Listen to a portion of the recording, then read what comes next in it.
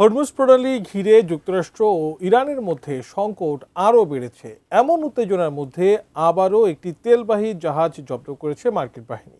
এই খবরে যখন বিভিন্ন গণমাধ্যম সয়লাব, ঠিক সেই মুহূর্তেই একটি ভিডিও প্রকাশ করেছে ইরান, যেখানে দুর্ধর্ষ কায়দায় ভারতগামী জাহাজ জব্দ করেছে আয়াতুল্লাহ বাহিনী। বিস্তারিত জানাচ্ছেন শেখ ফরিদ।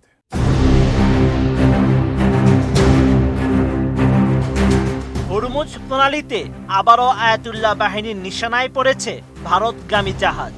ইরানের বিপ্লবী গার্ড বাহিনী জানিয়েছে, হরমুজ হয়ে বেরিয়ে যাওয়ার চেষ্টা করতেই দুটি তেলবাহী জাহাজ জব্দ করেছে ইরান। সেই দুই জাহাজের মধ্যে একটি লাইবেরিয়া থেকে খনিজ তেল নিয়ে গুজরাটের উদ্দেশ্যে রওনা দিয়েছিল।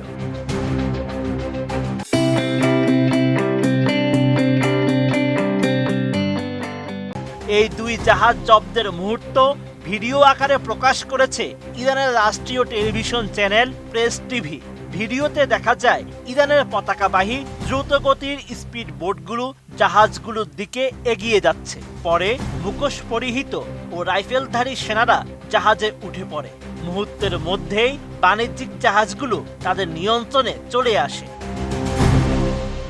বার্তা সংস্থা রয়টার্স জানায়, ভারতগামী অ্যাপামিনোদাস জাহাজটি ইরানি সশস্ত্র বাহিনীর সতর্কবার্তা উপেক্ষা করার পরই গার্ড বাহিনী গুলি চালায়। এছাড়া ইউফোরিয়া নামের আরেকটি জাহাজও গুলি চালানো হয়, পরে সেটিও থেমে যায়। ইরানের নৌবাহিনী জানিয়েছে, ওই জাহাজগুলির কাছে প্রয়োজনীয় ছাড়পত্র ছিল না।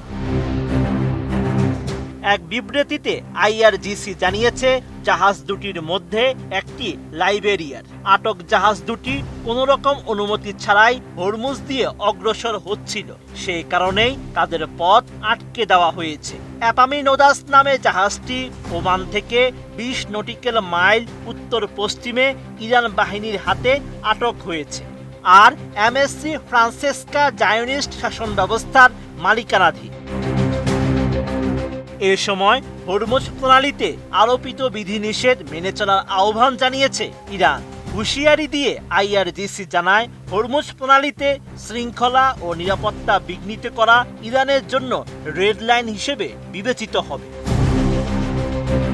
বিশ্লেষকদের ধারণা, ইরানের বন্দরগুলোতে মার্কিন নৌ অবরোধের জবাব দিতেই এমন পদক্ষেপ নিয়েছে আয়াতুল্লাহ বাহিনী। তবে জাহাজগুলো এখন সুনির্দিষ্টভাবে কোথায় আছে এবং নাবিকরা নিরাপদ আছে কিনা সে বিষয়ে নিশ্চিতভাবে কিছু জানা যায়নি। Sheikh Farid, ATN news.